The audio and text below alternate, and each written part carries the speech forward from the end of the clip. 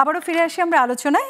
যেটা আপনি বলছিলেন যে বিবিসির যে আজকে প্রতিবেদনটি যেখানে দেখা যাচ্ছে যে 5ই আগস্টের সেই যাত্রাবাড়িতে হামলায় পুলিশের নির্বিচার গুলিতে কমপক্ষে 52 জন নিহত হয়েছেন, যেটা বিবিসি আইয়ের একটি প্রতিবেদনে উঠে এসেছে এবং ঘটনাটিকে বাংলাদেশের ইতিহাসের সবচেয়ে ভয়াবহ পুলিশ সহিংসতাগুলোর একটি হিসেবে বিবেচনা করা হচ্ছে এবং এই নির্দেশদাতা হিসেবে শেখ হাসিনার একটি অডিও বার্তাও পাওয়া গেছে।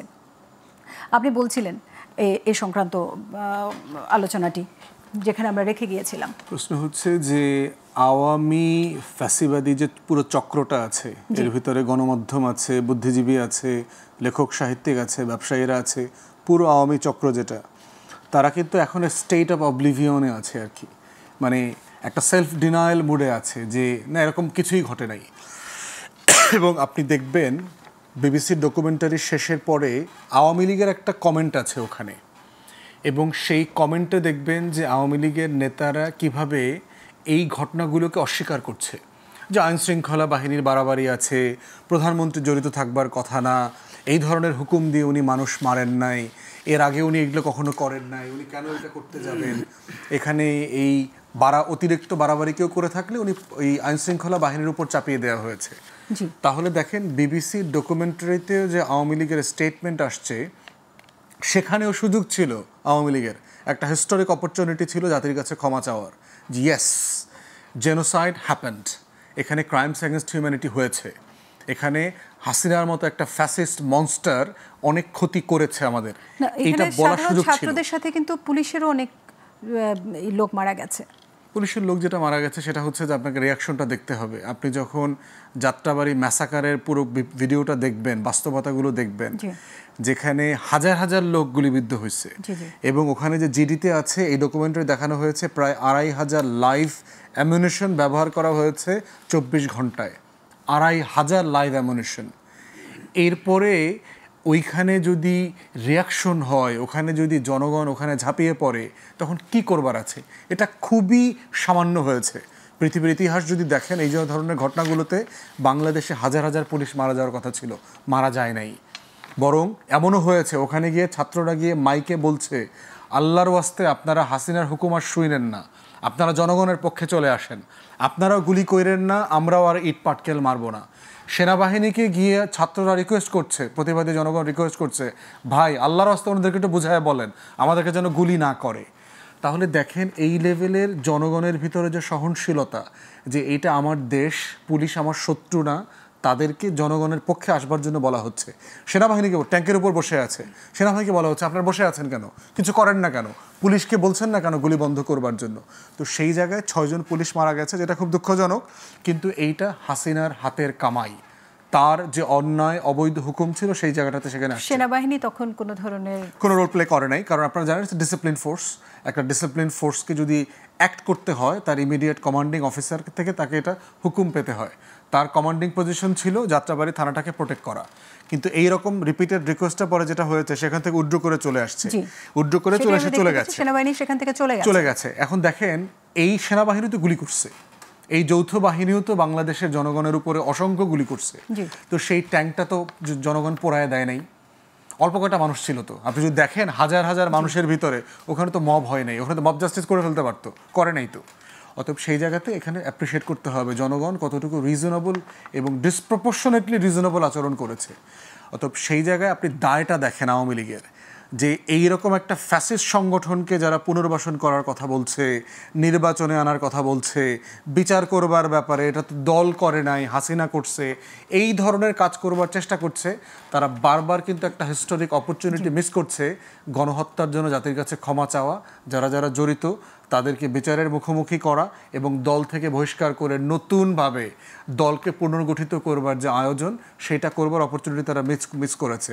অতএব যারা নিজেরা ক্ষমা চাচ্ছে না তাদেরকে জাতি কিভাবে ক্ষমা করে দেবে, এটা ইমপ্র্যাকটিক্যাল একটা জায়গা। জি ফুয়াদ ভাই, আমি আসবো আপনার কাছে আবার। প্রিন্স ভাই, আমি আপনার কাছে একটু জানতে চাইবো, ফুয়াদ ভাই যেটা বলছেন আমরা নিষিদ্ধ করে দিলাম, কিন্তু আমরা দেখেছি যে অতীতে জামায়াতে ইসলামীকেও নিষিদ্ধ করা হয়েছিল, কিন্তু তারা কিন্তু আবারও ফিরে এসেছে। তাহলে আওয়ামী লীগকে আমি নিষিদ্ধ করলাম, তারা যে আবার ফিরে আসবে না তার কি নিশ্চয়তা আছে?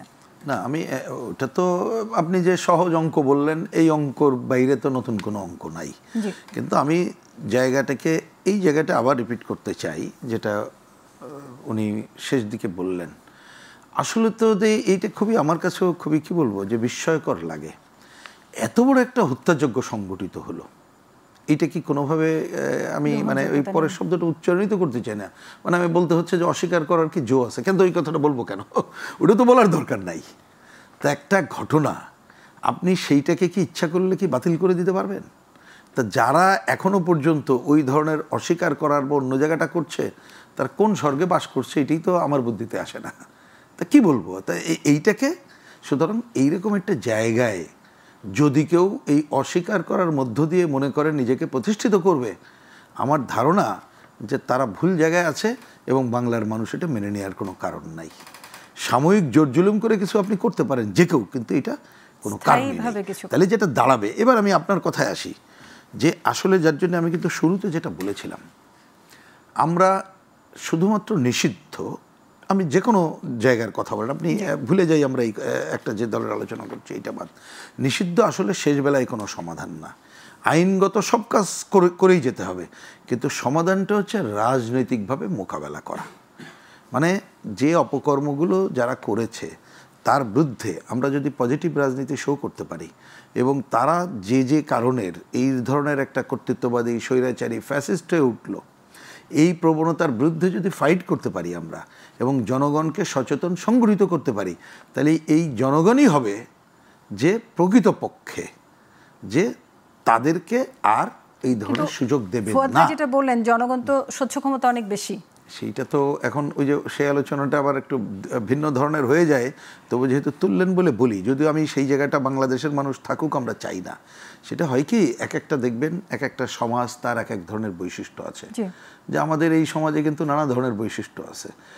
আপনি যে জেনারেশন হয়তো গন্ডগোল করতেছি, পরের জেনারেশনে খুব আরাম করে বিয়ে শাদী হইতেছে, এগুলো সেটা একটা সোসাইটির একটা পজিশন থাকে। এবং আমাদের যে ধরনের কি বললে একটা অভিন্ন সমাজ সভ্য যে জায়গায় চলে গেছি, তাতে অনেক সময় এই ধরনের ক্ষমা করে দেওয়ার প্রবণতার পরিমাণটা অনেক বেশি।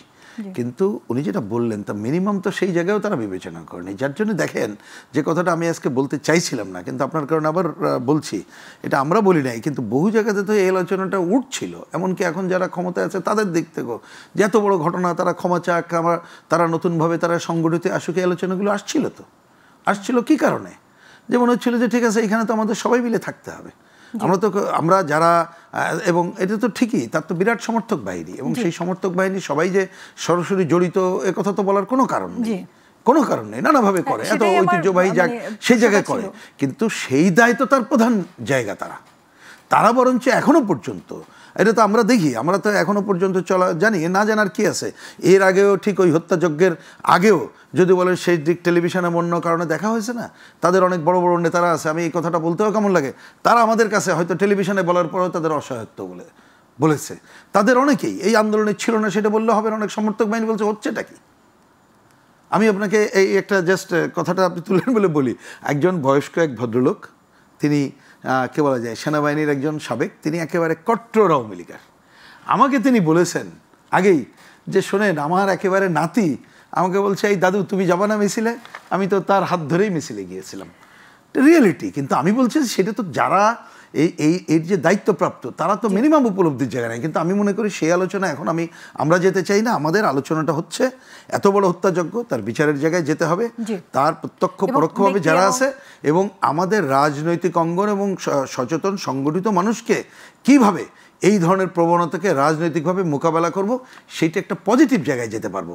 কিন্তু আমরা, এটাকে আমার রিপিট কথা হচ্ছে, আমরা যারা এই দায়িত্ব পালন করার কথা বলছি, সরকার থেকে শুরু করে অন্যরা, আমরা যদি আমাদের দায়িত্ব ভালোভাবে না পালন করতে পারি, আমাদের মধ্যে কর্তৃত্ববাদী স্বৈরাচারী প্রবণতা যদি চোখের সামনে চলে আসে, তখন এই মানুষের মধ্যে কিন্তু কোনো নেগেটিভ ধারা চালু হতে পারে যা তাদেরকে সুযোগ করে দেবে, যেটা আমাদের মোটেই কাঙ্ক্ষিত না।